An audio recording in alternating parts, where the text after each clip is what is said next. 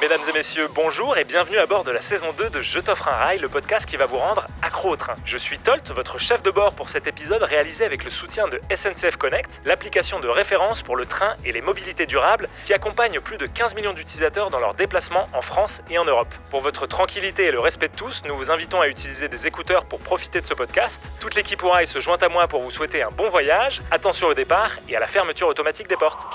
Bonjour Yves. Bonjour Tolt. Comment ça va ? Ça va très bien. Moi, je te connais forcément, puisque j'ai suivi tes exploits et ce que tu as fait dans les médias, mais peut-être que tout le monde ne te connaît pas, donc je te propose de prendre quelques minutes pour te présenter et nous expliquer un peu qui tu es et d'où tu viens. Je m'appelle Yves Robert, comme l'acteur de cinéma. Je suis né à Nantes en 1947, donc j'ai 77 ans actuellement. Je suis marié, j'ai 3 enfants, 3 petits-enfants, et actuellement... Je vis entre l'Île-Dieu en Vendée et la région parisienne qui a été mon domicile pendant une 50aine d'années, à côté de Versailles. Très jolie ville, Versailles.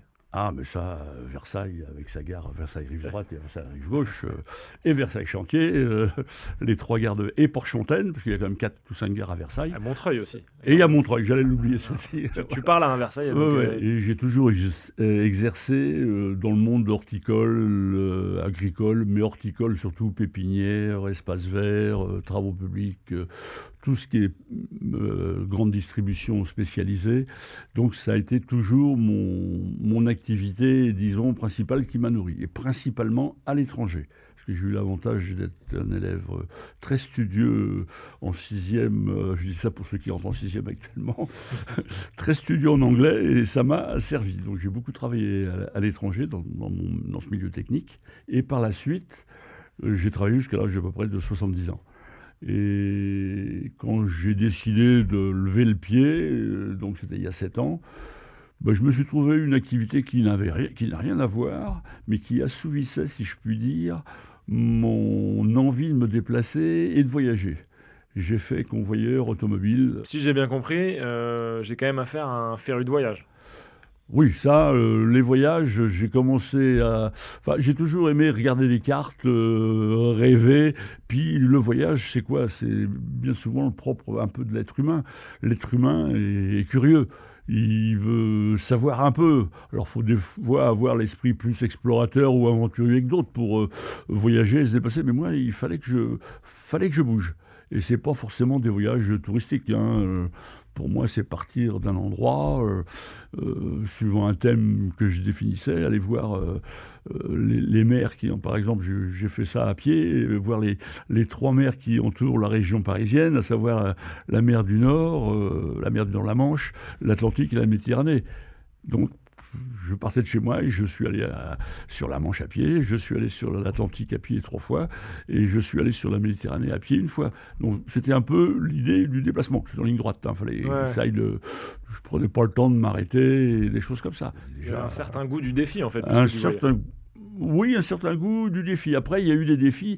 Alors, pourquoi des défis ? C'est sur le tas. Je voulais faire des choses pour me déplacer, aller d'un point A, comme je l'ai dit précédemment, à un point B, parfois en ligne droite. Donc, touristiquement, c'est nul, mais il faut pas s'affoler. On voit quand même des choses extraordinaires, même entre 2 points qui sont en ligne droite sur une carte de France. Ça, j'en doute pas. C'est des défis comme ça, ou c'est comme un autre défi que je me suis lancé. Mais pourquoi le défi ? C'est un voyage, c'est se déplacer. Vouloir partir de chez moi, la région parisienne, à côté, entre Mantes-la-Jolie et Thoiry, et rejoindre la Vendée, en kayak, par l'intérieur, alors que j'ai jamais fait de kayak. Mais je me dis, tiens, ça devrait être un truc... Ça va le faire. Ça peut le faire, on va essayer. Surtout, mais vas-y, tu es en forme, tu t'affûteras au fur et à mesure. C'est comme faire le tour de la France par les frontières. Là, on en apprend beaucoup. Ce qu'on retient, c'est qu'il y a eu beaucoup de voyages. C'était 77 ans très remplis. Très remplis. Et puis, très remplis. Puis il y en a eu... Alors souvent, je faisais des voyages seul parce que ma femme ne voulait pas me suivre. On a fait ensemble, on a fait le tour du monde. Alors que professionnellement parlant, je l'avais déjà fait, mais le tour du monde par des moyens conventionnels. Ça veut dire tout sauf l'avion. Donc si j'ai bien compris, en fait, ce goût pour le voyage était souvent guidé par des défis, des envies de tester des choses un peu originales. Tout à fait. Je cherchais pas forcément à me différencier, mais j'avais envie de faire quelque chose de peu commun. Je ne voulais pas faire du tourisme ordinaire, des choses peu communes. Donc il y a eu ces périples que j'ai faits, sans parler des périples à pied que j'ai fait à travers la région parisienne, est, ouest, nord, sud, et tout ça. Puis j'en arrive après. L'apothéose, ça a quand même été le tour du monde. Et c'est là que je me suis rendu compte qu'il faut que je reste en France. La France... Tout le monde nous l'a dit, mais la France, qu'est-ce que vous venez vous perdre par là? C'est chez vous, tout le monde veut aller, quoi. Ouais. Alors c'est là que je me suis dit, je vais faire des choses en France. Donc et là, il y a matière. C'est en allant loin qu'on découvre toutes les valeurs de notre beau pays qu'est la France, sauf qu'il n'y a qu'un seul gros défaut. Les Français, ils ne le savent pas, ou ils ne veulent pas le savoir, ou j'en sais rien. Et donc, sur tous ces voyages, il y a eu plein de modes de transport, donc comme tu l'as dit, du bus, de l'avion, du canoë, de la voiture, évidemment, etc. Marche à pied. Mais j'aimerais que tu nous parles de ton rapport au train. Est-ce que c'est un mode de transport que tu as toujours utilisé ? Est-ce qu'aujourd'hui, on peut dire que tu es un peu accro au train ? Quel est ton rapport par rapport au ferroviaire ? Alors, mon rapport par rapport au ferroviaire, le train, je l'utilisais pour aller travailler. Quand j'étais dans la région parisienne, c'était beaucoup plus simple, bien souvent, que je prenne le train. J'ai travaillé à la Défense à une époque, je prenais le train. Et puis, il y a Guillaume Apollinaire qui a dit « Crains qu'un jour, un train ne t'émeuve plus ». C'était... la première ligne d'un de mes carnets de voyage. Et effectivement, je ne sais pas pourquoi, je pense que vous le faites, mais toi tu le fais, mais moi quand je vois un train, ça dégage une espèce de force. Je me suis rendu compte que c'était très compliqué sur un réseau de trains, à faire circuler dans tous les sens. C'est quand même pas simple, parce que le train, il est là sur ses rails, il peut pas doubler, ou il peut pas passer par-dessus, ou il peut pas... Il est coincé, quoi. Et donc, c'est très, très compliqué. Et puis, ça dégage une certaine force. C'est une certaine émotion par rapport au train. Il y a aussi Proust qui l'a dit, lui, c'était par rapport aux gares, au nom de gare qu'il était intéressé, parce que derrière chaque nom de gare, il se cache une histoire, quoi. C'est la porte d'entrée sur la ville, après. Ton beau-père était cheminot, hein, c'est ça ? Mon beau-père était cheminot, et donc il était abonné à la Vie du Rail, et j'ai découvert le rail, je l'ai découvert là, comme ça, à lire la Vie du Rail, il y avait des histoires. Ça m'intéressait, sans plus, j'en faisais pas une. C'était pas une addiction, quoi. C'était pas une addiction, mais ça m'intéressait. Et arrivé avec l'âge, j'ai l'envie de faire des défis, ce que j'ai dit un peu plus tôt. L'envie de faire des défis m'a poussé à faire des défis où physiquement... j'aurais pas besoin de trop me dépenser, parce que je récupère de moins en moins. La marche à pied, le vélo, le kayak, tout ça, faut quand même y aller. Ouais. Alors, je me suis trouvé, puis j'ai vu qu'il y avait 30 000 km, j'ai fait des rapides calculs, j'avais le temps, il me faudra à peu près 4-5 mois pour faire tout ça, je vais le faire en plusieurs fois, c'est en France, j'ai pas besoin de partir puis y parvenir. Oh, mais ça va être une très très bonne activité pour occuper mes temps libres. Alors il y en a plein qui m'ont dit qu'est-ce qu'il a ce gars-là, il est complètement gaga. Mais il y en a d'autres qui disaient, au moins avec toi, on voyage par procuration, c'est bien. Puis ma mère, qui était mon supporter numéro 1, tenait à ce que je fasse. Il faut le faire, c'est bien. Tu as des idées, mon fils. Je connais une famille nombreuse. Mais au moins, c'est bien. Mais j'ai d'autres frères et sœurs qui disent, t'es un peu bizarre dans tes idées. Mais moi, c'était ça. J'ai voulu faire. Je me suis dit, c'est possible de prendre des billets de train, d'y aller. Ça va me coûter ce que ça me coûtera. Quand on aime, on compte pas. Et alors, ce fameux défi que tu t'es lancé par rapport au train, quel est-il ? Alors, le défi que je me suis lancé par rapport au train, c'est de parcourir tout le réseau ferré français en mode TER, en choisissant des trains qui font escale dans toutes les gares, de la plus petite à la plus grande. Gare de Lyon, ou gare du Nord, jusqu'à la gare de Montfaron pour les Olives, mais enfin des petites gares perdues. Il y en a dans la Sarthe, il y en a dans l'Ardèche, ou dans la Lozère. Et je voulais que le train fasse un arrêt. Et c'était la difficulté. Ouais, si c'est juste un passage sans arrêt, ça compte pas. Ah, ça comptait pas. Et même quand j'arrivais sur des lignes cul-de-sac, par exemple, où je validais mon allée, où je m'étais arrêté à toutes les gares de l'allée, mais quand je fallait que je revienne, je revenais, je comptais pas. Donc j'ai fait mes 30 000 km de train à peine, plus au moins 10 000 km de parcours de liaison. C'est possible. J'ai au moins fait ça. Et puis il fallait payer le billet, et toutes ces choses-là. Donc 30 000 km pour combien de gares? J'ai mis 2900 gares, 29 000 km, et j'ai pris 500 trains différents. Uniquement pour faire valider des parcours. Okay. Il est sûr que j'ai repris le train dans l'autre sens, j'ai pris des TGV pour rentrer à Paris, pour rentrer chez moi, des choses comme ça. Mais les TGV, je ne les comptais pas. Et tu l'as fait sur combien de temps alors ça m'a pris 5 ans sur mes temps libres. Il y a 5 ans, on est en 2019. Ouais. 12 juin 2019, là où je suis parti de chez moi. Et ça s'est terminé gare Versailles, rive droite, le 13 mai 2024. Incroyable. Voilà. Et est-ce que tu saurais nous dire à peu près combien d'heures tu as passé dans le train? Alors, dans le train, j'ai passé 130 jours. 130 jours pleins. 130 jours de déplacement. Pour valider. Hein, ouais. Parce que des fois, quand il fallait revenir, je ne voulais pas me payer une chambre d'hôtel. J'avais encore des fois 3 heures de train à faire en plus. Ouais. Mais j'ai passé en moyenne 7 heures, plus de 7 heures par jour dans un train. Ah ouais. J'ai roulé à la moyenne de 37 km/h. Je faisais 200 à 220 km par jour. Il m'arrivait des fois de faire que 50 km, mais des fois j'en ai fait aussi 400. Ouais. Hein, les TER, les TER le plus long, c'est Belfort-Paris. Et là, effectivement, parce qu'on traverse toute la Champagne. Et dans la Champagne, il n'y a pas beaucoup d'arrêts. Ouais, j'imagine. Alors, il y a quelques arrêts. J'avais validé 400 km, mais j'avais validé que 9 gares, ou 10 gares. Par contre, dans la région parisienne, parce que j'ai fait aussi les gares de la région parisienne, là, elles sont beaucoup plus rapprochées. Puis, ils existent. C'est des gares qui ont été faites, qui ont fait partie de l'histoire du train. Donc, là, il y a presque 500 gares dans la région parisienne. Je les ai faites, je les ai comptées, je les ai validées. Et justement, en parlant de gare de région parisienne, toi, tu t'étais fixé que l'arrivée se ferait à Versailles-Rive-Droite. Est-ce que tu peux nous expliquer pourquoi? Alors, je me suis fixé comme arrivée Versailles-Rive-Droite parce que Versailles-Rive-Droite, c'est la plus ancienne gare de France, encore dans son jus, comme elle était à l'ouverture en 1839.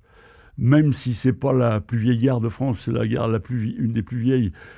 Mais les autres ont été rasés. C'est la gare Saint-Lazare, qui était l'embarcadère de Saint-Lazare, mais elle a été rasée 2 fois, refaite, déplacée, agrandie. Elle n'est pas dans son état d'origine. Elle n'est pas dans son état d'origine. Alors que la gare la Versailles-Rive-Droite est dans son état d'origine, comme Versailles-Rive-Gauche, qui a été faite 1 an après, qui est dans son état d'origine. Et je tenais à ce que ça se fasse là. Mais c'est vrai que c'est des belles gares. C'est des belles gares. La gare de Versailles-Rive-Gauche est une très belle gare, bien décorée, mais c'est Versailles-Château, les touristes arrivent en masse là. Alors que la gare de Versailles-Rive-Droite, elle s'apparente plus à une gare de banlieue. Ouais. Il y a des banderoles dessus, pas des banderoles de revendication, mais des banderoles d'information. Non, la façade devrait être faite, il faudrait... Parce que c'est la plus vieille. Elle est encore en origine, voilà. C'est pour ça que j'ai voulu faire le même jour la gare la plus récente à la gare la plus ancienne. Alors, donc la gare la plus récente, mais elle est en construction. Malheureusement, la ligne était ouverte, c'est Nanterre-la-Folie. D'accord. Sur la ligne, et je pouvais le faire, mais la gare n'est pas faite. Oui, ils sont en train de la faire, donc ça aurait été un bon clin d'œil de la gare la plus récente à la gare la plus ancienne, Versailles-Rive-Droite. Voilà. Et justement, hormis ces gares qui sont très particulières de par leur ancienneté ou leur côté récent, selon toi, ce serait quoi la gare à retenir de ce périple? Alors, la gare à retenir, c'est sûr que tout le monde va parler de Limoges bénédictin, parce que c'est une gare 1900 Art déco ou Art nouveau, je suis toujours là, je suis un peu confus là-dessus. Il y a plusieurs gares qui sont les gares, même pas forcément des gares importantes. Les gares étaient le symbole d'une volonté. Presque toutes les gares étaient des gares standards, construites sur le même modèle, un bâtiment voyageur, le bureau d'à côté, les marchandises à droite, tout à fait basique. Mais il y a quelques gares, à la demande des élus, qui ont voulu marquer leur empreinte d'un style particulier. Et il y a des gares très surprenantes. La gare de Rochefort-sur-Mer, on se demande, le fronton, c'est chemin de fer de l'État, avec de la mosaïque partout. On se demande si on n'est pas à Istanbul, à Sainte-Sophie. Ah ouais. Oui, elle est très très belle, cette gare, très très jolie.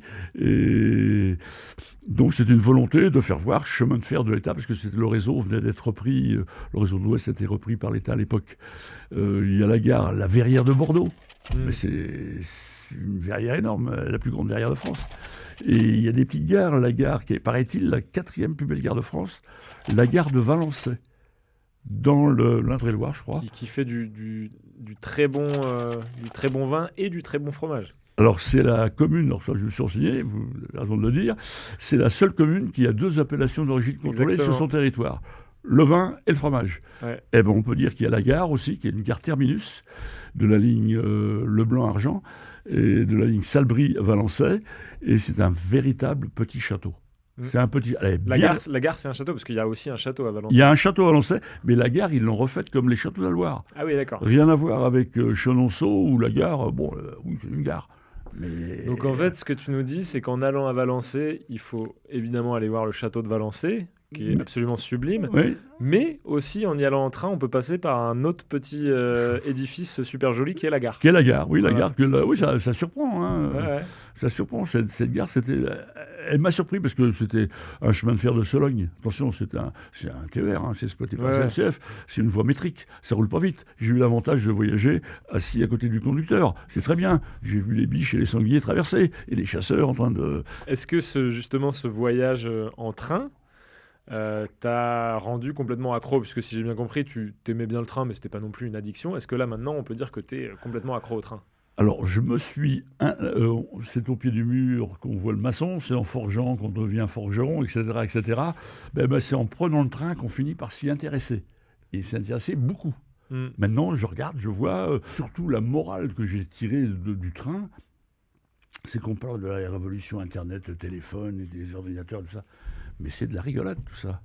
Le train, quand il a vu le jour en 1827 en France, 27, mais il n'était pas voyageur, il n'était que marchandise. Mais surtout, depuis 1839 jusqu'à la guerre de 14, il faut savoir que pour faire Paris-Nantes, avant 1850, c'était 6 jours de diligence, et brutalement, le train a mis 14 heures. Incroyable. C'était une révolution et ça coûtait moins cher. Parce qu'avant, il fallait inclure l'hébergement et tout ça. Ah non, il mettait 6 jours. À pied, c'est ce qu'on met. Hein. Alors, les gens ne se déplaçaient pas. Et brutalement, les gens se sont mis à se déplacer. Et ça... puis ça désenclavait des régions. Puis tout le monde voulait son train. La traversée du Massif central, c'est quand même, on voit des ouvrages d'art. J'ai découvert le train. J'ai découvert ce qui avait motivé les gens à faire des gares, faire des trains, que les gens puissent se déplacer, parce que la voiture n'existait pas. Et oui. Il y avait pas. La voiture est arrivée entre les deux guerres, quoi. C'est là que ça a commencé à déférer. Mais moi, c'était une révolution. Ça a permis. Alors ça a compté, ça a été un patrimoine. Il y a eu moi, c'était un bienfait, ça. Ça a dû ouvrir l'esprit, ça a développé le pays. Ça fait plein de choses, le train. Donc le train a été une révolution de transport. Puis ça a amené autre chose, certainement. Les gens se sont vus, se sont croisés, et puis il y a eu des enjeux stratégiques. Hein. Pourquoi les voies ferrées sont plus larges en Espagne? Parce que les Espagnols avaient peur que les Français, Napoléon était pas loin, les envahissent. Alors ils ont fait des voies plus larges, quoi. Et en Russie, pareil. Napoléon a voulu était monté jusqu'à presque Moscou. Il voulait plus que ça se reproduise. Donc ils ont fait des voies plus larges, plus étroites. C'est ce que j'ai remarqué dans le Transsibérien. Est-ce que tu peux nous en dire plus justement sur l'organisation de ce défi? Parce que j'imagine que quand même, faire plus de 2000 gares, ça demande quand même un peu de préparation. 3000 gares, oui, il a fallu que je me prépare. Première chose, savoir combien de temps il me faudrait pour le faire. Donc j'ai repris toutes mes fiches horaires que j'avais imprimées, regardées, et ça m'a pris bien presque 3 semaines, un mois, combien de temps il me fallait. Parce qu'il y a des fois, il y a des trains, il y en a un le matin, un le soir. Et oui. Et puis après, si on veut faire les gardes après, c'est très compliqué. Première chose, regardez, j'ai estimé le temps. J'étais arrivé à 5 mois. 5 mois plein, sans arrêt. Ouais. Je savais très bien que 4 mois, je veux dire, que je ne pourrais pas le faire d'affilée. C'est quand même fatigant. Hein. Oui, puis t'as une vie familiale, j'imagine, quand même. Oui, puis on a une vie personnelle, et puis je travaillais un peu encore. Et puis il y a la fatigue, quoi. Ouais. Alors ça, alors je me dis, je peux le faire. Une fois que j'ai fait ça, je suis rentré dans le détail. Et là, la première chose à faire, c'est de ressortir des cartes, qui sont les cartes du réseau ferroviaire français. Ça, c'est les dernières que j'avais Ce sont les cartes de la région Nord. Et je me disais, aujourd'hui, tiens, je vais essayer de voir ce que ça donne pour faire pour Paris-Lille, oui, pourquoi pas. Donc ça, c'est la région Est. Paris, Charleville-Mézières, et je vais essayer de me faire un parcours. Je regardais, première chance, je prenais SNCF Connect, et puis je me tapais Paris, Charleville-Mézières, mais SNCF Connect me donnait la ligne directe. Moi, je voulais les trains s'arrêtent partout. Mais bon, je voyais combien de temps ça mettait, ce que je pouvais faire. Et après, à la suite de ça, j'ai édité les fiches horaires où il y a toutes les heures de départ et d'arrivée, toutes les gares. C'est là que j'ai pu être sûr que je me suis bien arrêté sur la ligne de Strasbourg-Nancy. Je me suis bien arrêté à Brumath et à Redin. C'est pas, je descends. Cochais, quoi. Je cochais, voilà. 1, je fais ça. 2, je suis arrivé à Lunéville à 9h20. À 9h. Alors j'étais arrivé à Lunéville, par exemple, à 8h28. Ah, j'ai un train à 9h21 pour continuer. Et je faisais ça jusqu'au bout. Et quand j'étais arrivé au bout, bon, voilà dans la journée ce que je peux faire et pas faire. Mais ça demandait beaucoup de préparation quand même. Il y a la réalisation, il y a la préparation, la réalisation. Alors là, on est dans le train, on regarde, qu'est-ce que je fais dans un train? Moi, je regarde la fenêtre, ou je regarde les gens qui montent, qui descendent. Ça, c'est... Donc moi, je regardais. Je suis toujours un bouquin avec moi, parce que quand je revenais au retour, bon, je lisais, parce que j'avais déjà fait le parcours à l'aller, ça m'intéressait plus de regarder. C'est idiot, ça. Hein. Moi, c'est des défis one-shot. Je l'ai fait. Ça se comprend. Hop, puis une fois que c'est fait, j'étais dans la mise en forme, et là, j'ai pas fini. C'est la rédaction de mes... Parce que j'ai un petit carnet, là, sur lequel je notais des impressions comme ça, mais un peu en vrac, n'importe quoi. Et après, je passais au stade rédaction de carnet de voyage. Donc après, je prenais du temps, et ça me permettait toujours de rêver, parce qu'il y en a que j'ai même appelé celui de 2022, faut pas rêver. Et j'étais par la fenêtre, là, ne pas se pencher en dehors du... et donc, ça me permettait, c'était le 3e temps où ça me permettait de continuer à voyager. Oui. Donc actuellement, j'ai fini peut-être le 13 mai 2024, mais je suis encore dans le rêve, parce que je me remets les idées en clair, bien, j'essaye de bien l'écrire, et là, c'est pas évident, je suis pas écrivain. Hein. Là, ce qui est bien, c'est qu'il y a tes 3 étapes à toi, ouais. Mais sur la 3e étape, en fait, tu fais aussi voyager tout le monde, puisque en nous racontant ça, tu fais voyager les autres. Et puis je le diffuse, mes carnets de voyage à des amis, la famille, à mes frais. Mais je crois qu'un jour, il y en a qui m'ont dit, mais il faut que tu fasses éditer ça. Il faudra que je trouve un éditeur. S'il y a des éditeurs qui nous écoutent. Oui, s'il y en a, il faudra que je fasse éditer mes carnets de voyage. Et puis après, je continue encore à rêver, parce que là, je suis ici dans mon studio, mais je ne sais pas si on peut en parler maintenant, mais il y a tous les médias qui m'ont contacté sans que je demande rien. Ah ben j'imagine. Sauf la Vie du Rail, je les ai appelés, ils ont dit oui tout de suite. Hein. Ils ont dit oui tout de suite, ils sont venus. Ils m'ont interviewé pour mon dernier voyage, ainsi que France 2 et Ouest France. Mais les gens venaient, les médias, il y en a eu 19 ans. Les choses qui m'ont le plus surpris, ce qui m'a le plus surpris, et c'est complètement idiot, c'est dans une région que je connais parfaitement bien. C'est la Vendée. L'arrivée en gare de Saint-Gilles-Croix-de-Vie. Je suis de là, je suis de la région, je sais qu'il y a une gare, il y a un port, mais on a l'impression d'arriver à Venise. Le train, pendant 2 km, ou 1 kilomètre, hein, longe le port.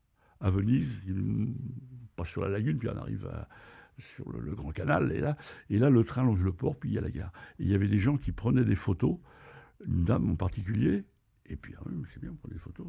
Elle me dit, rassurez-vous, je travaille à Nantes, je prends le train 2 fois par semaine, et je ne peux pas m'empêcher, quand il fait beau, et tout ça, de prendre des photos.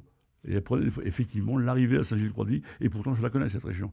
Mais ça m'avait un peu surpris. C'est magnifique. Ah, pour moi, je le dis dans mon carnet de voyage, c'est pas Venise, mais presque. Ouais. Hein, c'est vraiment magnifique. Et il y a aussi 2 autres... il y a des trains, le train des Hirondelles, le train des Merveilles à Nice, Tende, les trains qui sont en hélicoïdal à l'intérieur de la montagne. Puis c'est prenant tout ça. Ouais. Mais il y a aussi 2 choses qui m'ont... Ça a été dur, parce que je l'ai découvert et j'étais surpris de le voir. C'est la gare qui s'appelait Labroc, dans l'Alsace. Et c'est la gare de Schmiermeck, Labroc. Et c'est la gare du seul camp de concentration qui était en France. Alors là, je me suis mis à discuter pour en savoir un peu plus avec une passagère qui était là avec ses enfants, qui était de là. Elle me dit oui, c'était... Voilà, ils arrivaient ici à pied. Elle était un peu plus jeune que moi peut-être, mais on l'avait dû le raconter, elle savait. Ils arrivaient là, puis ils partaient à pied dans la montagne, puis c'était un camp de concentration. J'ai regardé ce que c'était, effectivement, il y avait des atrocités de commises, on tuait les gens, les espérances médicales, bon, bref, c'était un camp d'extermination français, il était là. Et puis il y a aussi une autre fois, et là c'était un peu tristoun, parce que c'est là je me dis, les gares, c'est des lieux de passage et de communication, c'est dans la gare de Longwy. Il pleuvait et tout, et il y a eu un échange de garde d'enfants entre le père et la mère. La mère amenait son petit garçon qui avait 5 ans, qui le petit garçon, et le père arrivait. Et le petit garçon, visiblement, ça ne lui disait rien d'aller voir son père. Et le père était là, qui était un peu... Et puis, il a pris son gamin par la main, et puis ils sont partis ensemble. Et j'ai vu la mère, une jeune femme, elle a pleuré. T'assistes à des scènes de vie C'est des scènes de vie. Moi, j'aime bien les gens, je regarde. Bon, j'essaie d'être discret, mais où ils vont, qu'est-ce qu'ils font Super. Eh ben écoute, c'est un témoignage qui est super riche, mais on arrive à la fin de l'épisode. Oui. Où est-ce que justement les personnes qui voudraient en savoir plus, à part les articles qu'il y a pu y avoir dans la presse, où est-ce qu'ils peuvent trouver plus d'informations sur ce périple ? Sur Google, on tape mon nom, Yves Robert, comme le metteur en scène, Yves Robert Train. Et là, tout de suite, il y a une dizaine de médias qui défilent. Et on voit Le Parisien, Ouest France, France Info. Il y a différents médias qui parlent de mon sujet. Ou autrement, il y a... mais j'ai pas de blog personnel, quoi. Alors, si on veut me contacter, il y a que mon adresse mail qui peut marcher. C'est yves-robert@wanadoo.fr. Si on te demande par mail, par exemple, d'envoyer le petit livret là que tu... Oui, tu alors as là, édité. oui, je peux le faire. Alors, ces petits livrets, j'en ai déjà vendu. Mais il faut que je les fasse rééditer parce que j'en ai plus. Ah, voilà. Ouais, c'est le problème. Mais j'en ai vendu 3. Ah Oui, j'en ai vendu 3. le début de la fortune. Le début de la fortune, j'en ai vendu 3. Bon, bah, c'est génial en tout cas cette histoire. C'est beau de voir que tu gardes cette envie de découverte alors que tu as déjà fait tant de choses. Et on partage tout à fait, pour le coup, tes messages de en fait, découvrir déjà ce qui nous entoure et de se rendre compte de toutes les beautés qui nous entourent. Et parfois aussi des réalités qui sont assez difficiles. Et donc, c'est un témoignage super inspirant. Voilà. Merci beaucoup d'être venu, Voilà. Yves. Merci de m'avoir reçu. Avec plaisir. Et puis, on te dit à bientôt, peut-être dans un train. Dans notre train, peut-être. Voilà. Là, C'est je vais le jamais. reprendre pour rentrer chez moi. Mesdames et messieurs, vous êtes arrivés à destination terminus du train. Assurez-vous de n'avoir rien oublié et de vous abonner au podcast et à nos réseaux si ce n'est pas déjà fait. Toute l'équipe Ourail et SNCF Connect vous remercie d'avoir passé ce moment en compagnie de la team Train et vous dit à bientôt pour un nouveau voyage bas carbone.